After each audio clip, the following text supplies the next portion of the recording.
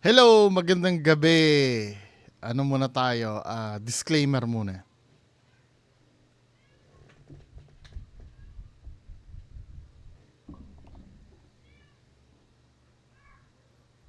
Okay na? Nabasa na? O yung mga kababayan ko, chill-chill lang muna tayo ha. May hangover pa kasi ako ng election. Ito ninyo ay bag ko. Wala naman akong ginawa ng election. Nag-abang lang ako ng result. Kasi medyo ang election ngayon, di ba? Unpredictable yung nangyari. So anyway, mga kababayan ko, ah mini reaction video lang naman ito. Hindi naman ito yung pangmalakasan na ano natin baka masilaw tayo eh. Hindi naman ito yung pangmalakasan na reaction video. Mga clips lang itong re-reactan natin, no. Unang-una ito. Alam ko matagal na tong video na to eh. Naki-MJS na ito before eh. Nagva-viral na naman uli sa TikTok. 'Di ba? Ito. Play natin ha. Ako hiningi yung opinion ko, ha? Kaya ang sasabihin ko yung kung ano yung tingin ko do sa video. Magpapaka-objective ako hanggat kaya ko. Play natin. Video po to ng pinsan ko with her friends. Pauwi na sila nang makita nila sa video na may kumalabit na kami sa kanila.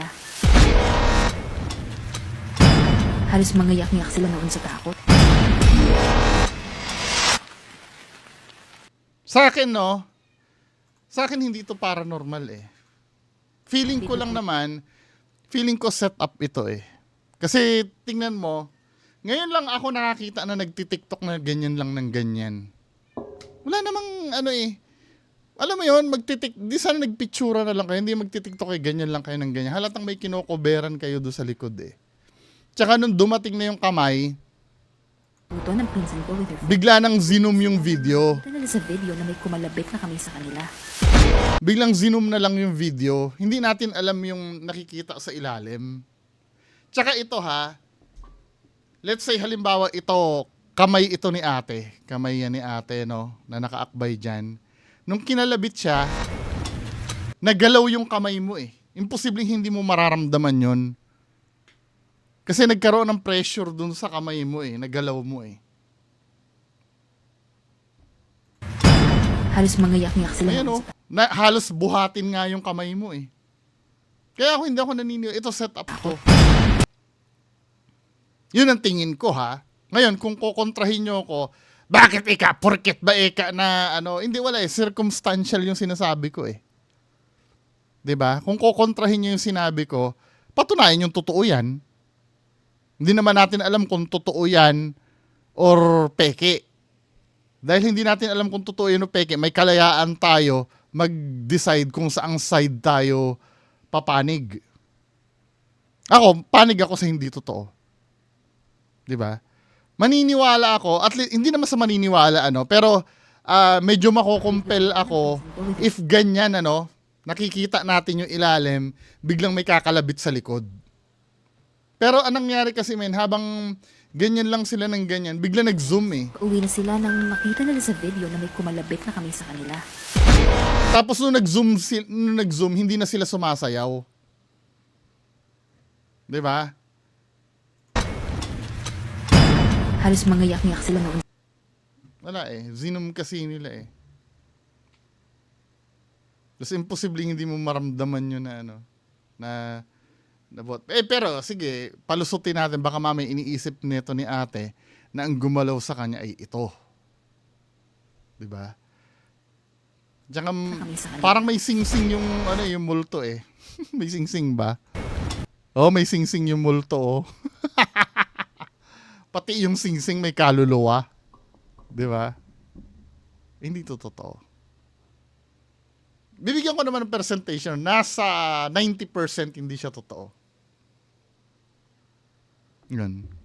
Okay na tayo? Walang samaan ng loob ha?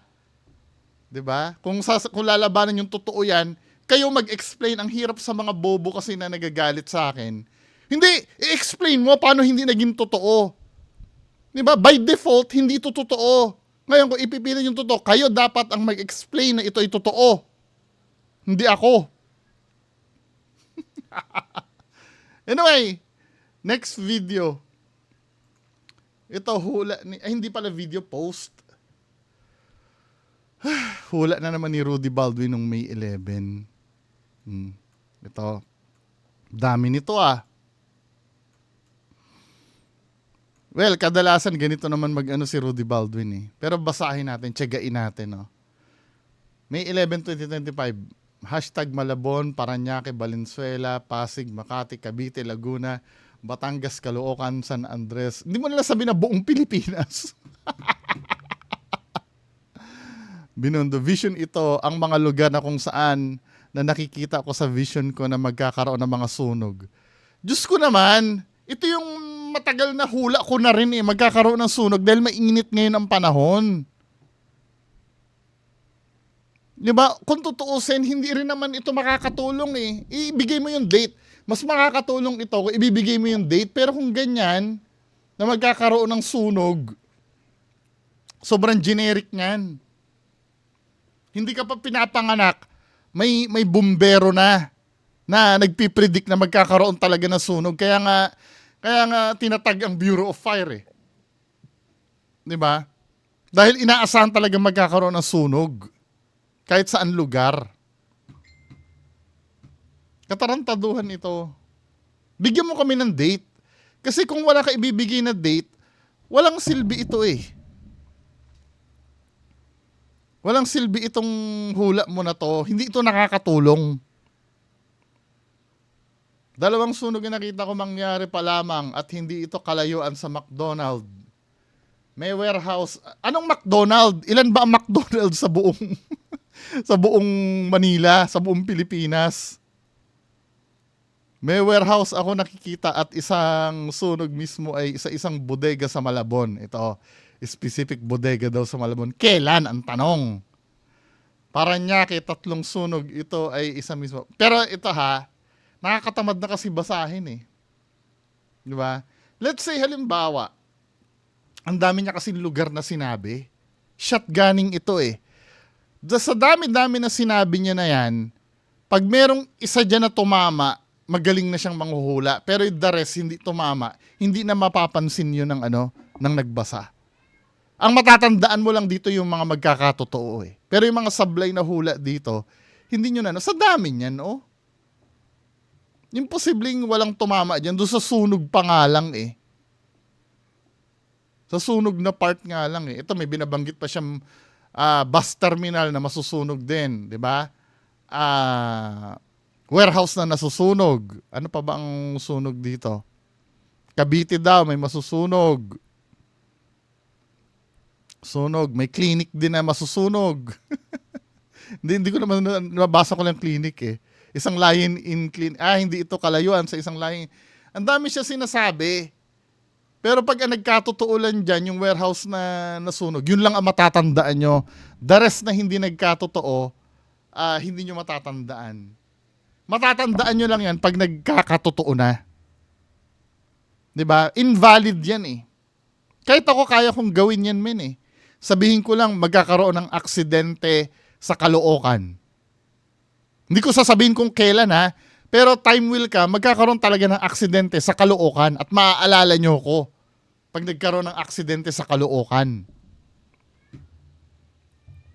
Diba? Hindi ko naman ibibigay ang date eh. Walang kamangha-mangha dito. Diba? Kahit tayo pwede natin gawin yan eh. Magkakaroon ng malakas na bagyo sa bandang Visayas. Wag naman po sana. Pero darating ang time, may bagyo talagang darating na malakas. Hindi ko sasabihin kung kailan yung date. Yun ang ginagawa ni Rudy Baldwin. Ito ay mga normal na nangyayari na talagang mangyayari ito. Kahit hindi manghuhula yung magsasabi. Ito yung mga ito yung tinatawag na yung Barnum statement. When you say Barnum statement, ano ba yun? Tingnan natin. Usually generic ito eh, Barnum statement. Kadalasan technique din ito na manghuhula eh. Yung feeling mo specific sa'yo nangyayari, pero sa lahat pala applicable. Ayan oh. Barnum statement, a vague, generic personality description that can be applied to almost anyone, yet people often perceive it as specific to them. The phenomenon is also as the Barnum effect or Forer effect. Ay, ang Barnum pala, para sa tao. Para sa tao, no? Example ganito. Pero parang Barnum statement din yung ginagawa niya eh. Na applicable sa lahat. For example, ganito, no? Ako manghuhula, sabihin ko, may pinagdadaanan ka ngayon. Nakikita ko. Ikaw ay kumakaharap sa problemang pinansyal. Meron kang gustong maabot na bagay na gustong-gusto mo na ngayon hindi pa binibigay. 'Di ba? Madalas nagkakaroon kayo hindi pagkakaunawaan ng partner mo. Madalas din na ikaw ay ano pa bang generic? Madalas ay ikaw ay hindi makatulog sa gabi dahil marami kang iniisip na problema. Now, sa lahat ng sinabi kong yon, ilan lahat sa iyo nakaka-relate doon? Baka halos kayo lahat nakaka-relate doon eh. Na may pinagdadaanan, 'di ba? Kapos sa pinansyal, may gustong makuha na hindi maabot-abot. Lahat tayo applicable doon. Yun ang tinatawag na Barnum statement. Pero pag ikaw ang binasahan ng ganong bagay, feeling mo specific sa'yo yon sa sarili mo. Pero hindi mo nauunawaan, lahat yan ay applicable sa lahat. Isang perfect example ng Barnum statement, horoscope. Ilan ang Gemini sa buong mundo? Ilan ang Capricorn sa buong mundo? Ilan ang Aquarius sa buong mundo? Pero doon sa isang reading lang, applicable sa atin lahat. 'Di ba? Ako Gemini ako eh. Gemini ako eh. Gemini ha, tingnan natin Gemini reading for 2025. Ganyan din yung sa Chinese horoscope, 'di ba? Year of the Tiger ako eh. 'Di ba? Oh, Gemini. Geminis are predicted to experience a year of significant transformation, growth, and recognition, particularly in the first half. The year is expected to bring opportunities for career. Pero kung tutuusin mo, lahat ng Gemini yan, hindi lang specific sa'yo. Pero pag binabasa mo yan, feeling mo, mangyayari sa'yo. Di ba? Ayan o. Yan ang isang example ng Barnum statement. Itong ginagawa ni Rudy Baldwin, bagamat, I don't know, pasok ba sa Barnum to? Kaya lang, no? Pero applicable ito sa lahat eh. Sa lahat ng nangyayari eh. Yung magkakaroon ng sunog, magkakaroon ng aksidente, magkakaroon ng ganyan, ng ganon. Hindi naman specific yan eh. Mag-ingat tayo. Pero pag nangyari yan, feeling mo, sa'yo lang, sa'yo lang mangyari. Nakakatamad basahin, pero most of it, ang titingnan mo dito sa sinabi ni Jay Costura, wala kasing date. Bigla na lang magkakaroon ng meaning ito pag nangyari na. Pero hanggat hindi nangyayari yan, valid pa yung hula na yan. Diba? Naghihintay lang yan na mangyari. Pero kung tutusin, lahat tayo pwede nating gawin yan. Kahit sa politics, manghuhula ako ngayon. Ang future na president natin ay babae. Future president natin. Pwedeng si Sara, no? Siyempre, iisipin ng iba, Sara. Pag natalo si Sara, 'di ba? Makakalimutan niyo na yung sinabi ko. Hindi niyo na Pero pag nanalo si Sara, maaalala niyo ako, ay ito yung sinabi ni Bungo, nagkatotoo na. Pero actually valid pa rin naman yung hula ko kahit na matalo si Sara eh. Kasi hindi ko naman sinabi kung kailan election mangyayari eh.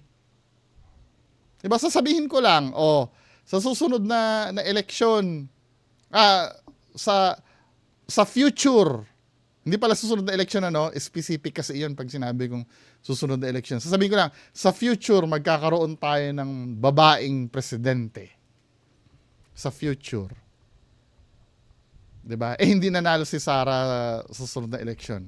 Valid pa rin. Sabi ko sa future pwedeng next presidential election, pwedeng sa susunod pang presidential election, pwedeng sa susunod sa nasusunod pa. May hula nga, di ba, magkakaroon ng pope daw na black, na negro. Di ba, ngayon hindi pa nagkakatotoo. Pero pagka nagkaroon ng pope na negro, babalikan yung ng hula na yon. Na, ito, totoo yung nangyari, magkakaroon to ng black na pope. Anyway, proceed tayo sa susunod. Ito, kay Apo Philip uli. Ano ba ito?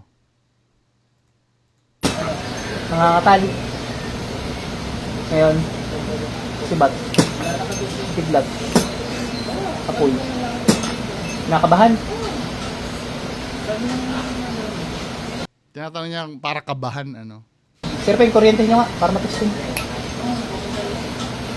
Labas, bilis, lahat kayo. Sabi niya. Bilisan nyo! Sa ngalan ng Panginoong Yahweh. Nagugustuhan lang dyan.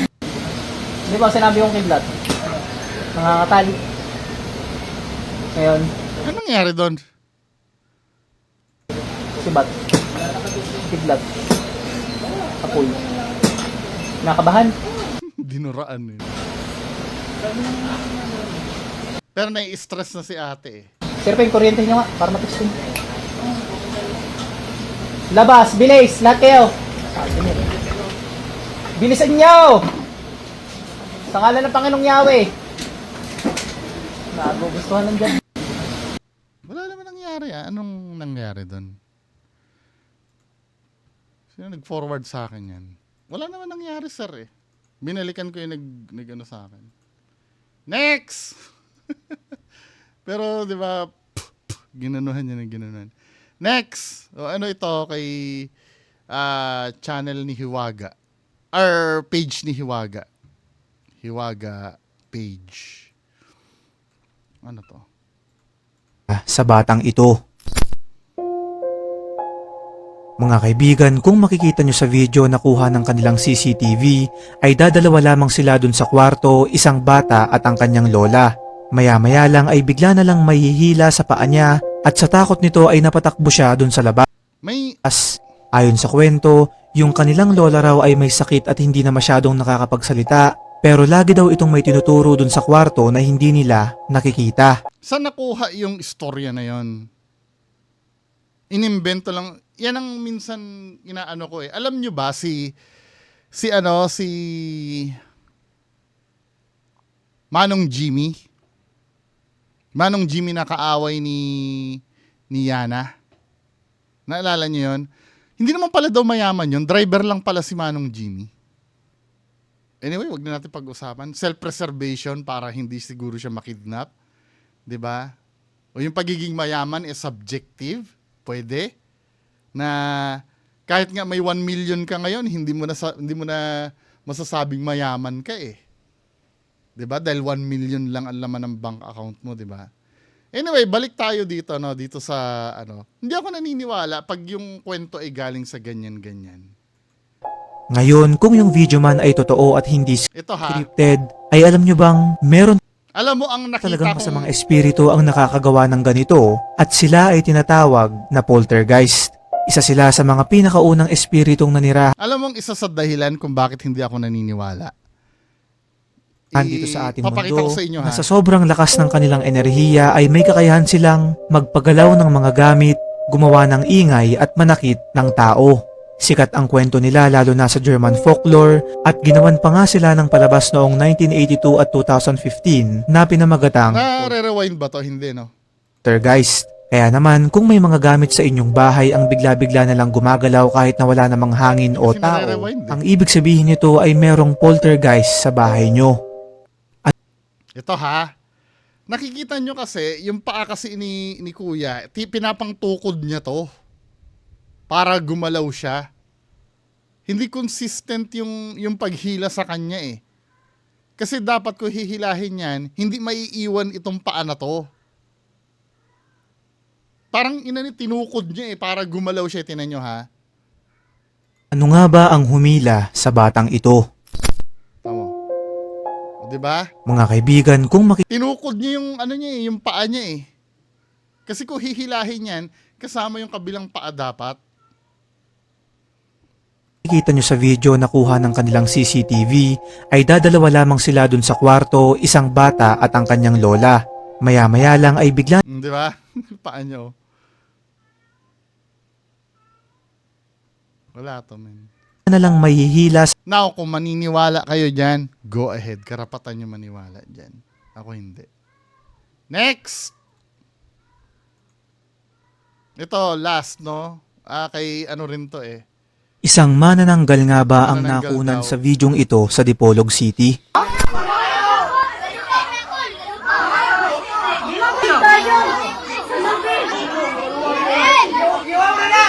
Mga kaibigan, sa post na in-upload ni @Richan Start noon lamang April 20, makikita natin ang isang 4 minutes and 24 seconds na video na nagpapakita ng isang puno na di umano ay may manananggal.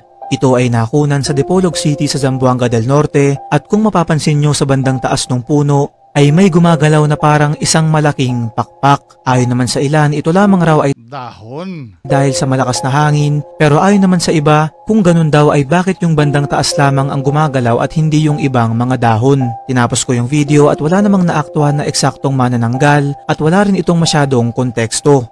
Exactly. 'Di ba? Exactly. Wala naman nakikita sa videong manananggal eh. Bakit hindi ko naiintindihan? Ba't ang hilig nyong maniwala na manananggal yan kahit wala naman nakikita sa video?